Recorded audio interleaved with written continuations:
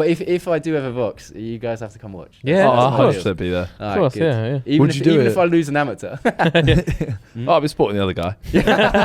you better be the other guy. My dad is a big turning point because he was in China working when it happened.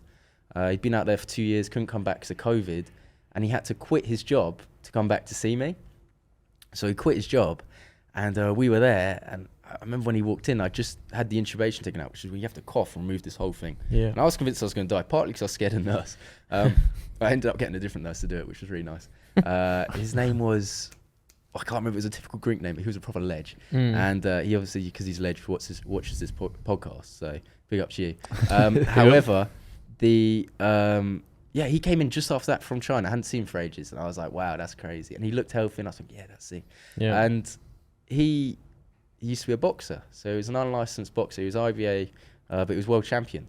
And I remember, my screensaver, if I could actually find my phone, will be him. You see it? You see that? But that's when he won the world champs. Yeah. I was watching. Man. And I'm so proud of that, and it's how cool is that his athletic career, I was there to witness it. And that's a night that we'll never forget. And I always thought I was training really hard so that when I win a pan tournament, Dad could be there and I'd be proud. But it just wasn't the same. And then we started, because you got to try and move your core, which is really weird. Like my abs were cut open, and I was trying to do it, and Dad was helping me with rehab. So we started doing boxing because it's for your core. And I was thinking, oh, that's pretty cool because it was one of those things I never did, and Dad never pushed me to do anything. But like, it probably would have been cool if I did it when I was younger because you didn't like that. But we liked what we did anyway, so we did. Yeah. And we were doing it. I was thinking, this is really cool. And then it got to a point where Dad was going to have to go back to China. And he even said to me, Jack, you're actually pretty good at this.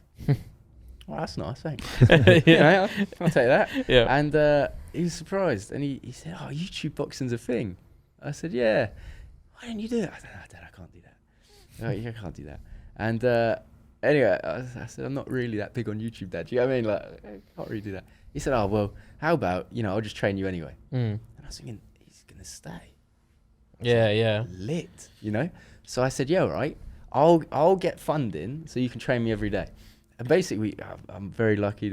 I know some very cool people and big supporters, and we're great friends. And we got this funding together, and we worked out this deal where basically Dad can stay, and I've basically paid his salary for the year so that we can just train. So he lives with me Monday to Friday, and we train 2-3 times a week. And yeah, we do.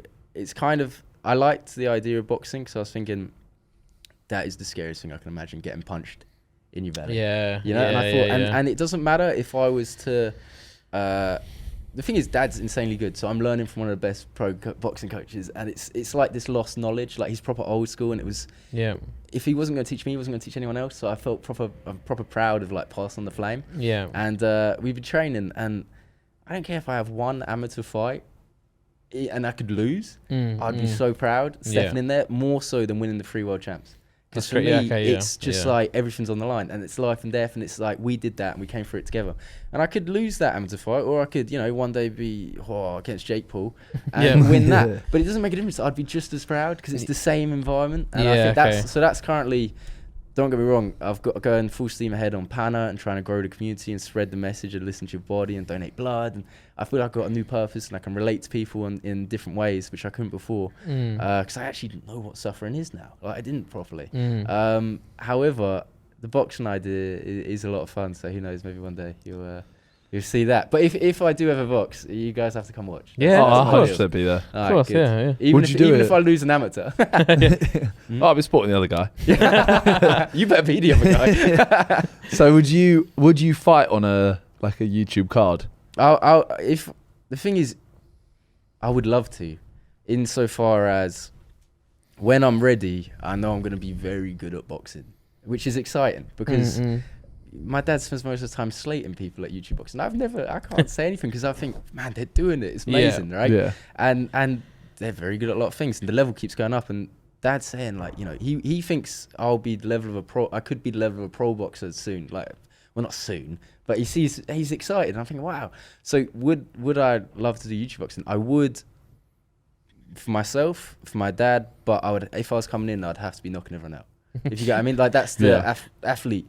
Yeah. And that's exciting because you don't see that too much in YouTube boxing. No. That's the thing. I feel like YouTube boxing is always the bigger the creator, like the more subs and everything you have, they spend more time learning to box because it's obviously like a bigger deal for them. Like, you know, if JJ facilities to train with the best and the money, like the JJ Joe Weller one, all the fights on that, the undercard were all YouTubers. Yeah, but it's like the ones who were like the first fight had like, you know, they'd had like a week of boxing lessons. That's it. And then because they obviously, you know, they win, it's kind of like, oh cool, they've won. Yeah, but it doesn't like do much unless they get a big knockout. Exactly. So I mean, if you fought and you could get a big knockout, that's what I'd be coming in for. All I want is one shot, and I'm happy. You know, however it goes, I'm proud.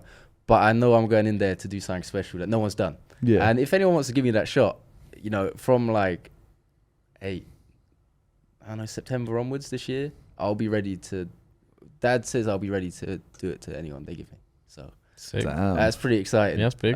But we're training ridiculously hard, and it's training with the intensity of what I was in hospital, because that's what I want. And I'm saying to Dad most of the time, like, can we do more? He's like, your body can't do that. You need to train to like that. But that's our biggest, like, you know, there's always a bickering. It's bickering about how hard we're training. And the one thing is, like, life is unfair, man. Like, and I'm a positive guy, but I see it, and ever since I see it more and more, like, I mean, in George, right? You know George? Yeah. We've got a friend called George. He's a legend. George, a legend. Gorgeous George. Check him out.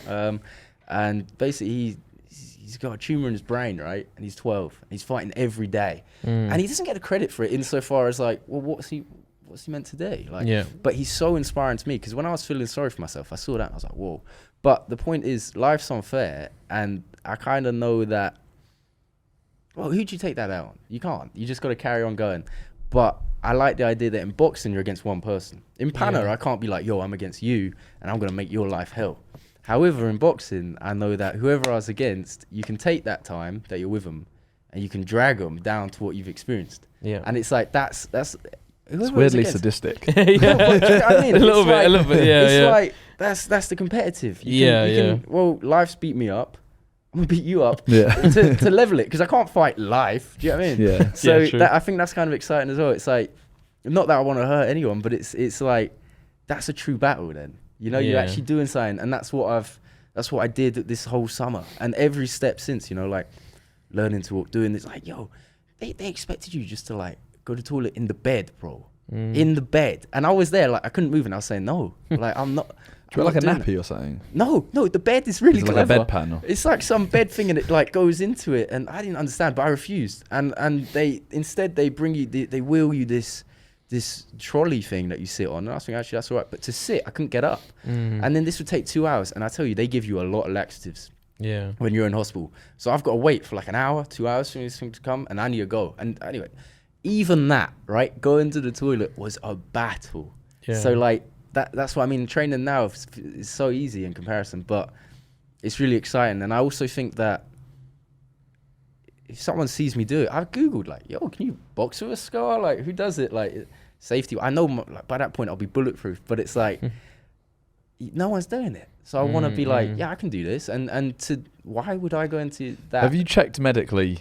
Yeah, you can. I have. My guy, I actually talked to the surgeon. He's convinced that I'll be able to do anything. Okay.